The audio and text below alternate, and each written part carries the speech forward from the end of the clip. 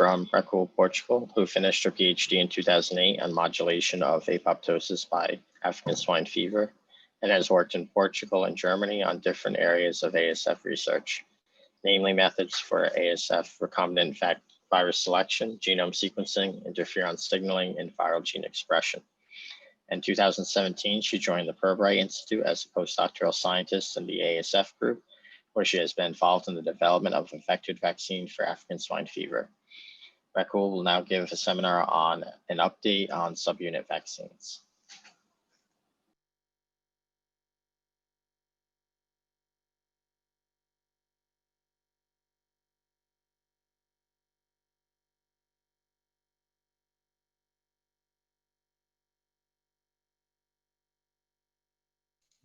Oh, hello, everyone. Can you hear me?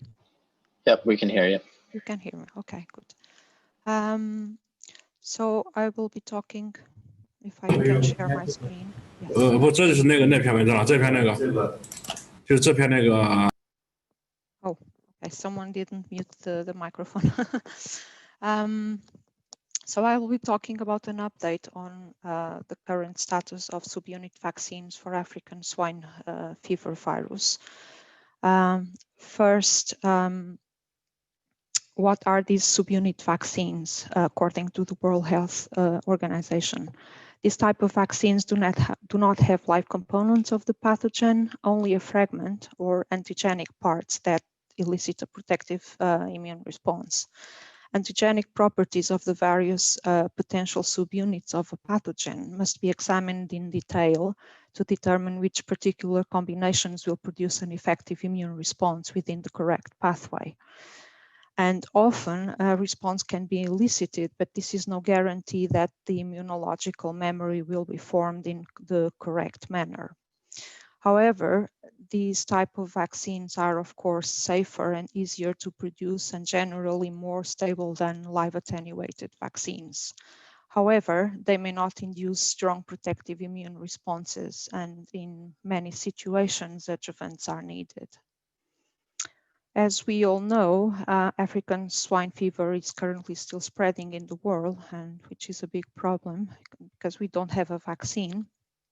And as Manuel has mentioned before and talked extensively about this, protection can be conferred by attenuated strains. However, these pose safety problems, and protection is limited mostly to related virulent strains. There are some cases of cross-protection against heterologous strains, but this is rare and still not well defined.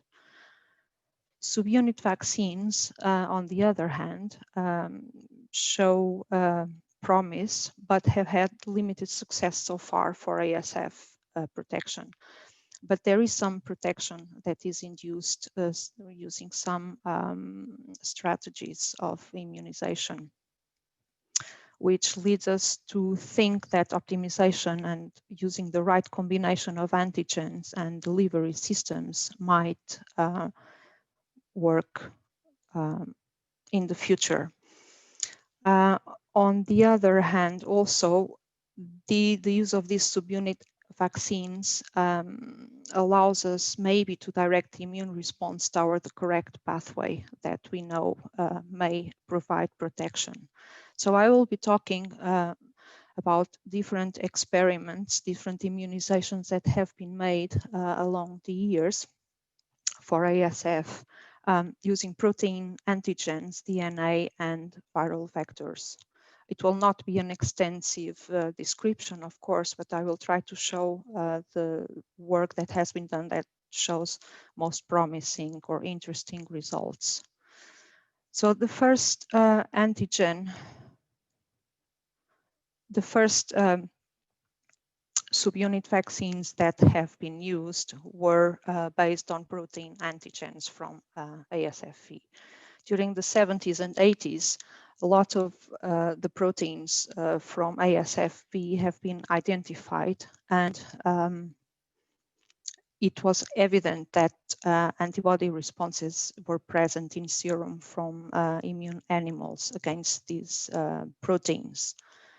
And sometimes also there could be neutralizing activity from this serum, preventing infection either in vitro, in cell culture, but also in vivo by passive transfer to naive animals, or even piglets being fed with colostrum from immune cells. One of the first experiment using a protein as a subunit vaccine was made by Ruiz Gonçalves and Cole in '93, where the authors saw that there was an hemaggglutinating activity in the supernatant of ASF infected cells. And the authors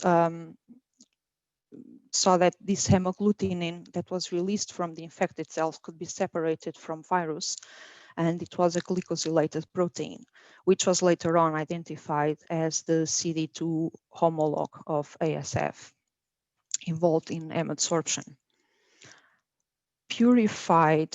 The authors purified this hemagglutinin from the supernatant and used it in immunization of just 2 animals, but they could see that one of the animals was protected against challenge with virulent virus. Later on, the same authors cloned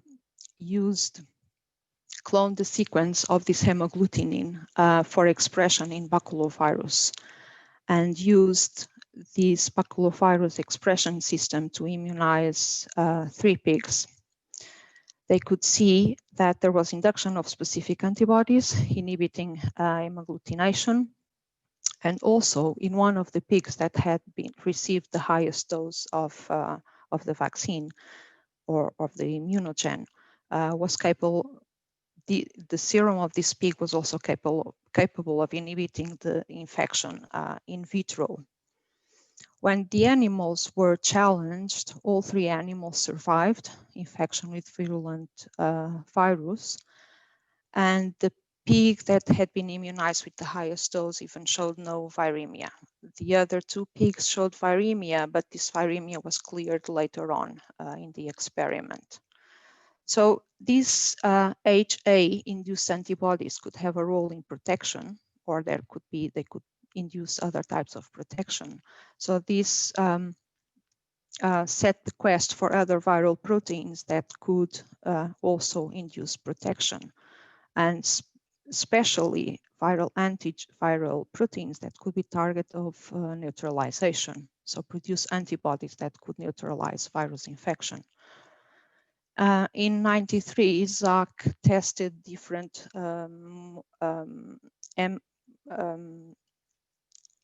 antibodies, and for capacity to neutralize infection in vitro, and he could see that all the antibodies that could neutralize infection also immunoprecipitated a protein of 72 kilodaltons, which was P72, the capsid protein.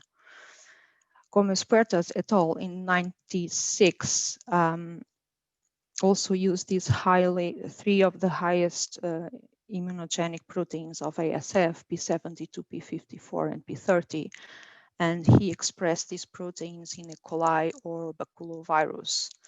The recombinant proteins were then used to immunize pigs, and the serum of these pigs was tested for ASF neutralization assays, and it was seen that they could neutralize the infection in vitro in cell culture quite extensively, above 70%. The recombinant proteins were also used to purify antibodies from serum of convalescent pigs by affinity purification. And these purified antibodies from the natural infection could also lead to ASF neutralization levels similar to the recombinant proteins, to the antibodies obtained with the recombinant proteins. So these were promising antigens to use in immunization. Taking this further, the same authors in 1998 cloned P54 and P30 in baculovirus and used this expression to in immunization challenge assays. The immunization was made either with P54 or P30 separately, or a combination of both proteins. And a group of animals was also immunized with a low virulence isolate passed in cell culture, just to a certain confirmed protection after challenge. When the animals were challenged with Spain 75, the animals that had been immunized separately with the viral proteins showed 0% survival. However, the animals that were immunized with a combination of P54 and P30 did show 50% survival. They too had transient symptoms, and one was fully protected. The 3 animals that did not survive also showed delayed disease onset, so partial protection or an effect of the immunization was observed, and all the survivor animals cleared viremia in the end. The proteins P54 and P30 had been observed in a previous study to block virus attachment to host cells, and P30 to block virus internalization. So the combined use of both could have elicited antibodies that by blocking attachment and internalization simultaneously would have led to lower the chances of infection. Of course, this was once again observed in the presence. The immunized animals developed neutralizing antibodies. Later on, a follow-up study by Barderas et al. In 2001 produced a chimeric protein, P54 and P30 fusion, again in baculovirus, and tested again this construct for immunization. And once again, the construct protected the immunized animals from virulent challenge.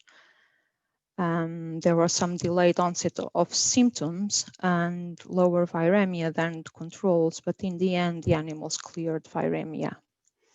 However, in a different challenge model that was done by Nailon et al. In 2004, so the authors used for immunization also a cocktail of baculovirus infected cells producing P30, P54 as the authors before, but also P72 and P22. And in this case, the author challenged the immunized animals with a quite higher dose of the isolate proterozooscope and obtained no survival. There was some delayed onset of disease, but viremia and time course to death was similar to the control animals, in spite, again, of the presence of neutralizing antibodies. So, like Manuel also mentioned before, sometimes when we change the challenge system to another virus, the results are completely different. And there could be strain-specific factors influencing the effectiveness of neutralizing antibodies or other immune responses. At the time that these studies were made, the essentiality of T-cell responses for obtaining protection against ASFV had not been determined yet. So T-cell responses had not been studied at this point. This study came later by Ore et al. In 2005 that showed in a model of immunization with attenuated virus that the presence of CD8 positive T cells was essential for protection. So it would be interesting to know whether T cell responses had been elicited in these studies or not that were made before. Moving on to subunit immunization using DNA.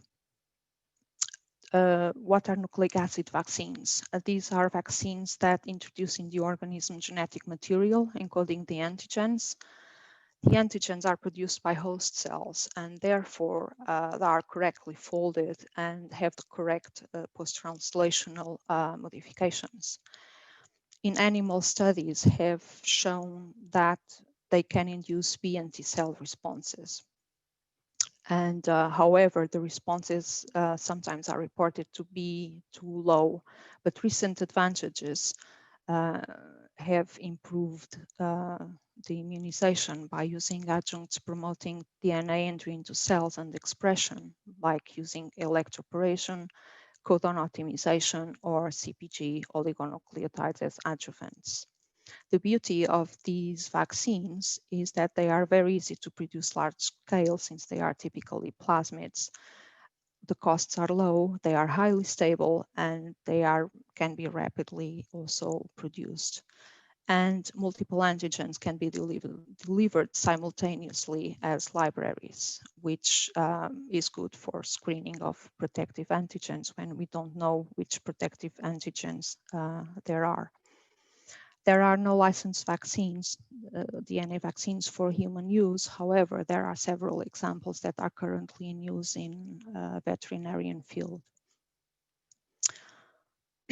One of the first studies that was published was by Arguillaguet et al. In 2011, where the authors cloned P54 and P13 fusion in plasmid, or the authors also tested another construct of P54, P30, and an antibody cloned in sequence with sequence coding for an antibody that could recognize SLA2 expression, therefore targeting the antigens for antigen presenting cells in this way. The authors used the different constructs to immunize animals, and in the first case, in the first simpler construct, there was no response, either antibody or T-cell response. And accordingly, upon challenge, there was no protection. With the second construct, when the animals were immunized, there was antibody response. Also against P30 and P54, there was a T-cell response that was studied in terms of interferon gamma ELISpot, so interferon gamma producing cells upon stimulation with ASF P30 or P54. And interestingly, in terms of cell responses, also the authors detected an increase in a T-cell CD4 positive phenotype in the immunized animals. Non-neutralizing antibodies were observed, and on the contrary, the serum of the immunized animals enhanced the infection in vitro. When these animals were challenged with virulent isolate, there was no protection, and on the contrary, there was even enhancement of disease, and the animals had even higher viremia than control animals. So here the authors thought that maybe this antibody production could be mediating this exacerbation of disease. And this, in fact, has been observed in other immunizations that I will mention also later on. So this was not the only case where this was observed. And there's also the possibility that the anti-SLA adjuvant or antibody that has been used to target to APC cells could be limiting the T-cell response to a T helper phenotype instead of a cytotoxic T phenotype that is believed to be essential for obtaining protection.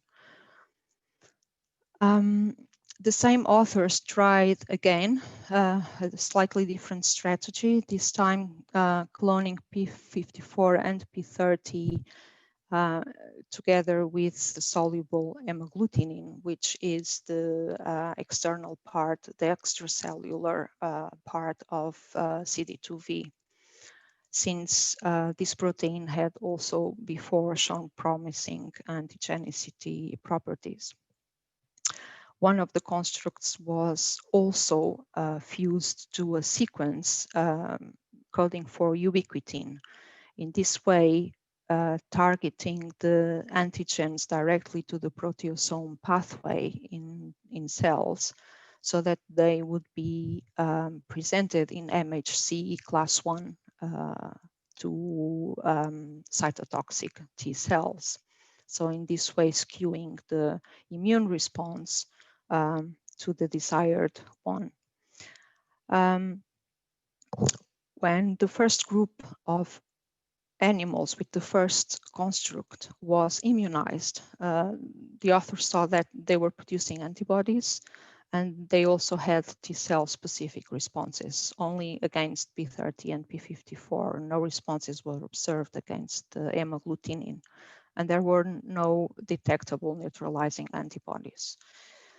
Challenged animals with Spain 75 showed no protection and acute disease and viremia, so no protection was obtained.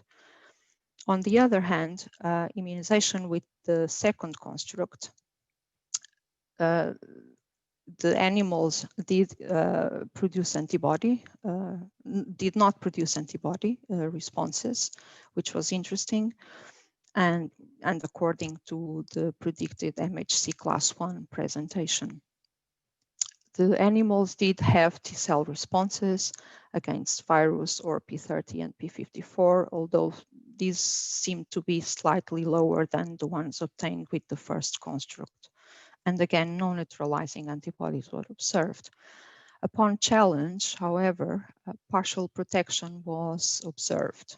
So the animals showed delayed disease, and 3 out of 12 survived. The survivors also cleared viremia 25 days after infection. And interestingly, the authors could see a correlation between survival and the expansion of CD8 positive T cells. So the expected protective phenotype against ASF. So there seemed to be, in this case, partial protection that one speculates could be related to absence of antibodies induced during the immunization.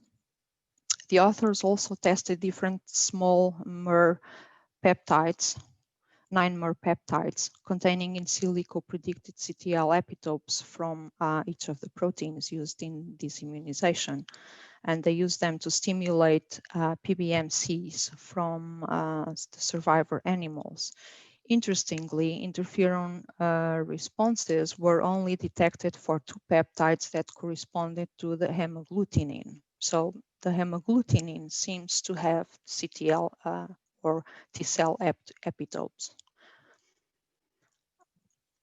A further study later on by Lacaste in 2014 used this time an expression library of random fragments of the ASFV genome covering 70% of the genome, and each fragment fused to ubiquitin. When animals were immunized and challenged, the authors could confirm 60% protection. Although there was transient symptoms and viremia was cleared at 21 days post-infection, which was promising. In order to study the immune responses more in detail, the authors used immunization of serum pathogen-free, specific pathogen-free pigs in order to avoid interference of other potential infections in the immune responses, since this occurs often in outbred farm animals. So the SPF animals were challenged with a cell culture adapted attenuated virus, which was still virulent for the SPF animals. And the authors could confirm similar levels of protection. 50% of the animals were protected. And once again, there were no antibodies pre-challenge. The survivors once again showed correlation with this CD8 positive T cell expansion post-challenge. And again, there were also more general T cell responses after challenge, elicited after challenge. So this ubiquitin fusion seems to be determinant and seems to be very interesting process of inducing protection or partial protection. The author also saw that vaccination with an ASFV library fused to the soluble hemagglutinin was ineffective in protection. So ubiquitin here has clearly a role. However, in such a big library, it's very difficult to ascertain T cell determinants, T cell protective determinants. Regarding viral vectors in vaccination, this has been used for the last 10 years, maybe more. So recombinant viral vectors have the potential for therapeutic use. They enable intracellular antigen expression and induce robust cytotoxic T lymphocyte responses, which can lead to elimination of virus-infected cells.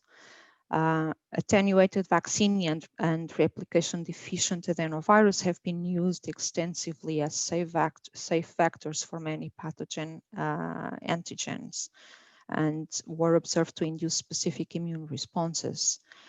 There is also robust antibody and cellular immune responses observed in different species. And sometimes an homologous and heterologous prime boost is useful because in this situation, one avoids the recall of the immune response against the priming vector, which can be deleterious for immune responses to the specific antigens. So the first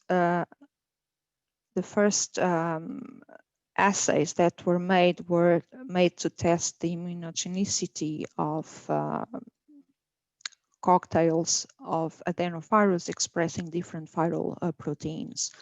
So these studies from Locke and Waller et al. In 2016 and 2017 used different cocktails of adenovirus expressing either different structural proteins of ASF or a mixture of structural proteins and other proteins with enzymatic properties that showed promising immunogenicity. The immunization strategy was by prime boost of animals. And when the immune responses were tested, the authors could see that there were ASF antibodies being induced by both vaccinations. And also, I'm not going to go through all the detail, but prime boost responses increased. So the boost was effective in increasing antibody responses. The authors also saw interferon gamma producing cells being induced by both immunizations.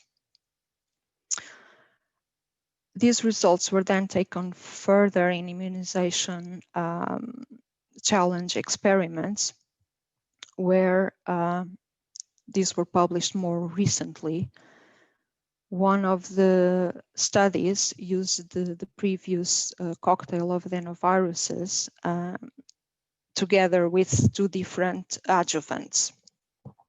And the animals were vaccinated and then challenged with Georgia virulent isolate.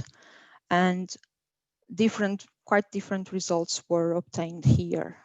So in the group one that have been vaccinated with a mix of structural proteins and other proteins of ASF,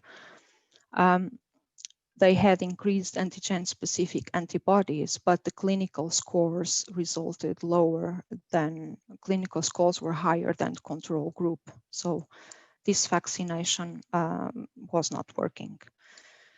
The second cocktail vaccination, which used mostly structural proteins of ASF, the results depended on the adjuvant used, but there was some partial protection observed. The biomice adjuvant induced specific antibodies, high quantity of specific antibodies, but the survival of the animals was low, 2 out of 10 animals. The ZTS adjuvanted cocktail showed more promise with 55% of the animals surviving. However, the results were complicated by the fact that not all the animals in the control groups developed acute disease. So it's difficult to ascertain the correct protection afforded by the immunizations, unfortunately. Similar studies were done later on by Cadenas Fernandez et al. In 2020, where these authors used a cocktail of adenoviruses composed of 35 genes that had known immunogenicity and had predicted T-cell epitopes. And the animals were vaccinated with this cocktail without the biomice adjuvant. This time, wild boars were immunized, and in terms of immune responses, they were poor. There was poorer or absent antibody responses in virus pre-challenge. When the animals were challenged, as would be expected from the immune response, there was no protection, and there was no advantage in using this adjuvant. Later on, not later on, but another study by Jankovic et al. In 2018, published in 2018, used a mixed immunization strategy by using DNA and recombinant vaccinia virus. And the main objective of this study was to determine which epitopes of ASF could constitute T-cell epitopes. So the authors used an expression library expressing 30% of the ASFV genome, mimicking the profile of viral proteins during infection. These were in total 47 whole or partial ASF genes. And they used these in prime boost immunization, so using DNA prime and recombinant vaccinia virus boost. Different pools, different combinations were tested. The immune responses were tested mainly cellular immune responses by interferon gamma ELISpot against the specific proteins. And this allowed to establish a rank of antigens according to the response that was induced. Antigen-specific antibodies were also studied and present, but these were variable, and no neutralizing antibody evidence was detected. This study allowed the identification of 14 viral genes, 8 were novel, eliciting good responses. And these results were later on, I will talk about the use of these results in a later experiment that was more successful. The authors also tested the 47 antigen formulations in immunization challenge, either in presence or absence of P30. Since P30 is such a strong immunogenic protein, it could skew the immunization towards a more antibody response, which might not be ideal. So in part of the immunized animals, this was avoided. The animals were again immunized by DNA prime and recombinant vaccinia boost, and challenged with Georgia virulent isolate. There was no protection observed, and in fact, once again, there was disease enhancement comparing to controls. However, contrary to previous observations, the virus loads in blood and tissues in the immunized groups were lower than in the control groups, which was interesting. Taking this study further, in 2000, very recently published by Gottlieb et al. In 2020, some of the antigens, a subset of the immunogenic antigens from the previous study, were cloned for expression in adenovirus and vaccinia virus, and were used in vaccination challenge experiments. One of the experiments tested 2 different pools of 8 antigens, and the most promising responses, the pool with most promising responses were later on used in a second experiment where the animals were immunized with a higher dose and with a pool of 8 of the antigens, and also with a subpool of 5 antigens. So the animals were immunized, and after immunization showed to have specific antibodies, which were increased by the boost, and also antigen-specific antibodies to variable levels, depending on the antigen. Also observed was the presence of interferon-secreting cells, which was in both groups against ASFV and different antigens. Interestingly, upon challenge with virulent virus, it was observed that the first pool conferred 100% protection, which seems to be the best result so far with a subunit vaccine for ASF. The animals, however, had transient clinical signs, but they all recovered by the end of the experiment. However, they did have viremia until the end of the experiment, although the levels decreased along the time. Interestingly, Pool B, with the smaller subset of antigens, conferred no protection to the animals. And just some main conclusions from all these studies. CD2V, P54, and P30 seem to induce protection when expressed in baculovirus. They seem to contain also CTL epitopes.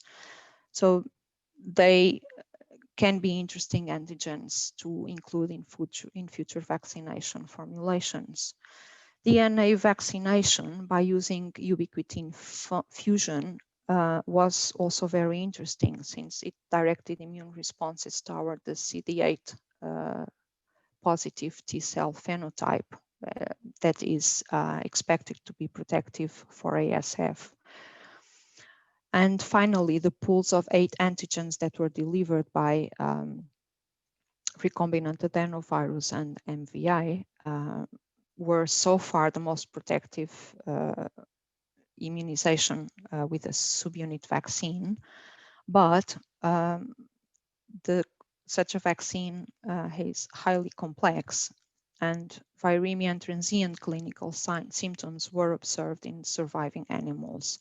So definitely further optimization is needed, although this vaccination strategy seems to be promising, very promising.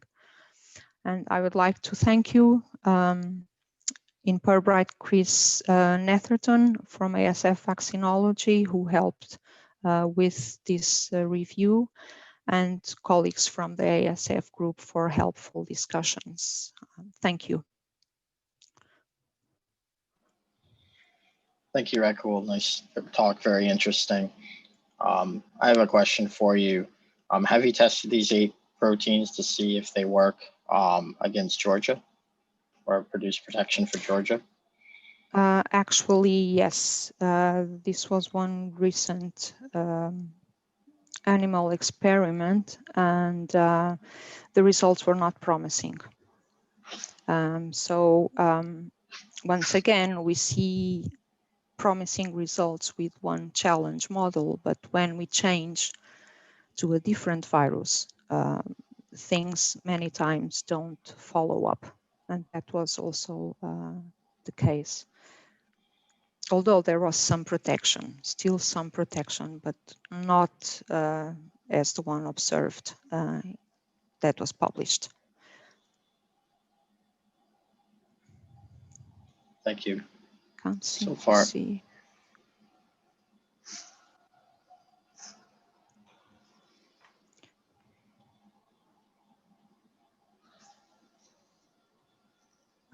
Any more questions?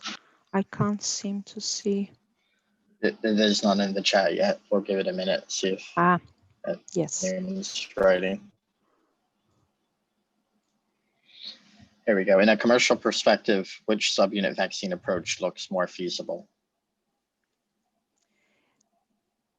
In a commercial approach, I would say at this point it's difficult because, for instance, the DNA vaccination that was seen by fusing ubiquitin with the sequences of viral genes, this looked promising, but didn't offer. This would be a very good vaccine in terms of cost, but it did not confer enough protection.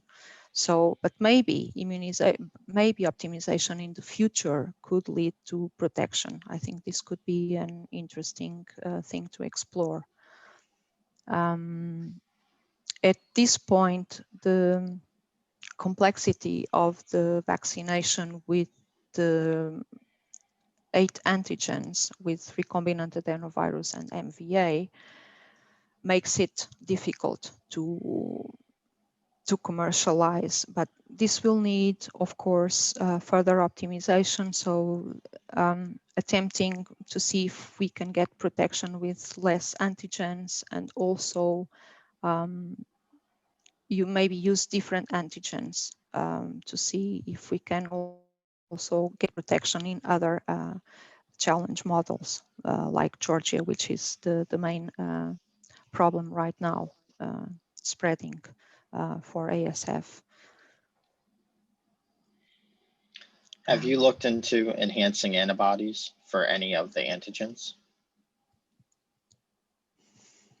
Enhancing antibodies, enhancing disease. We still haven't looked. We don't have a clear result for this so far. But this is a problem. So it happens apparently quite frequently in ASF immunizations, and it's something that needs to be taken into consideration.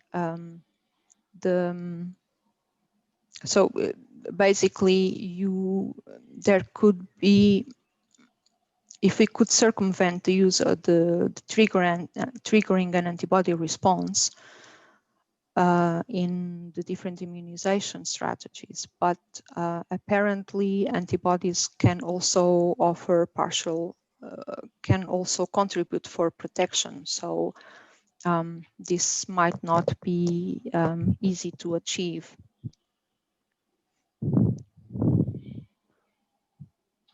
Would you recommend to investigate other vectors than adenovirus or vaccine?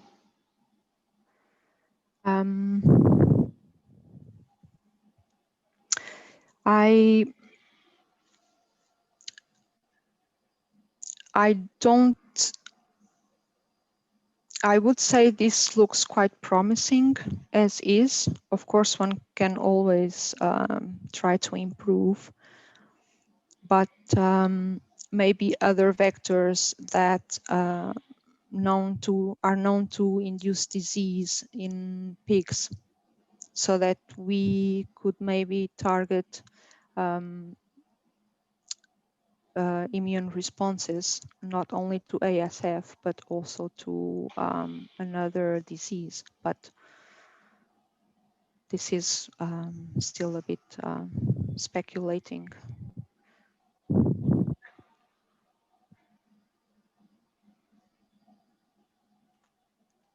Has anyone tried mRNA vaccines in pigs?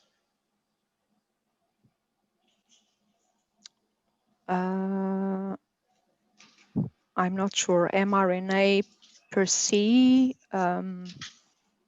I think not. I don't think so.